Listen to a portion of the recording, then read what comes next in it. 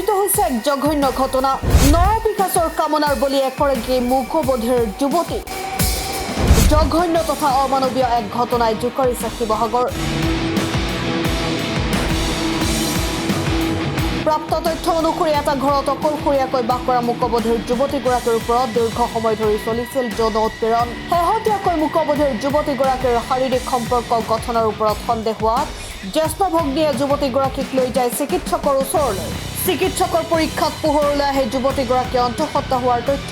ঘটনা সন্দৰ্ভত কালি নিশা সদৰ আৰক্ষী থানাত মূকবধি যুৱতীগৰাকীৰ পৰিয়ালে দাখিল কৰে এজাহাৰ। আৰক্ষীয়ে নিশাই যুৱতীগৰাকীয়ে দিয়া ইংগিত অনুসৰি ৰৌচন কুমাৰ নামৰ এজন যুৱকক গ্ৰেপ্তাৰ কৰিছে। আনহাতে দুভাষীৰ জৰিয়তে মূকবধিৰ যুৱতীগৰাকীৰ পৰা ভাষ্য গ্ৰহণ কৰা হ'ব, যাক লৈ এতিয়া সৰ্বত্ৰে প্ৰতিক্ৰিয়া অব্যাহত আছে। ঘটনাটো মানে ধৰক আমাৰ ঘৰত কোনো মায়া বা তেনেকুৱা নাই চাবলগীয়া। তাইক ডেকাজন আছে, তাই অলপ মেণ্টেলি প্ৰব্লেম। মানে মোৰ বিয়া হ'লো যিহেতু ভাড়াঘৰত মানুহজন তাতে কাম কৰে, তাই মানে মোৰ ওচৰত কেতিয়াবা এনেই ফুৰিবলৈ যায়, ধৰক ক'তনো যাব, অকল মই আছোঁ বুলি তেনেকুৱাতে তাই অলপ মানে খুব মোৰ ওচৰত যাতে এনেকুৱা থুৰ নিচিনা খুব এনেকৈ সেকা পেলন চব বাৰে কৰি আছিলে তেনেকুৱা। তাৰপৰা তাই সুধোতে তাই ক'লে মোৰ টনচিল হৈছে, তই ডক্টৰ ওচৰত লৈ যাবি। মই বোলো হ'ব বাৰু লৈ যাম। তাই ধৰক এইবোৰ কথা এনেকৈ গম নাপায় চাগে, কি হয় কি কথা, এইবোৰ কথা বুজি পোৱা নাই চাগে তাই। তাৰপৰা যেতিয়া তাই বহুত দিন ওচৰত যোৱা নাই, মই সুধিলোঁ ঘৰৰ ওচৰত কি হৈছে, তাই অহা নাই। তাই ক'লে যে তাই অলপ পেটটো ওলোৱা নিচিনা হৈছে, এনেকুৱা গাত থকা মানুহৰ নিচিনা হৈছে। তই অলপ চাবিচোন। কালি যেতিয়া মই আহিলোঁ প্ৰেগনেঞ্চি টেষ্ট কৰিলে দেখিলে পজিটিভ ওলাইছে।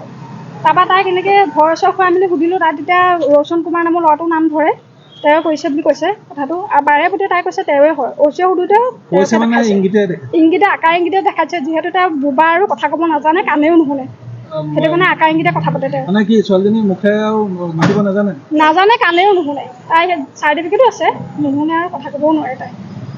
তাৰপিছত কি কৰিলা তোমালোকে? তাৰপৰা আমি তাই সুধোতে তাই দেখাই দিছে ৰুমটোলৈ নি পিনে, এই ল'ৰাজনে হয় বুলি 100 বাৰ কৈছে, এইটোৱে হয় এইটোৱে হয়। হাতত ধৰি টানি নি ঘৰৰ ভিতৰত নি কাপোৰ খুলিছে, এনেকৈ চব কৰিছে তাই।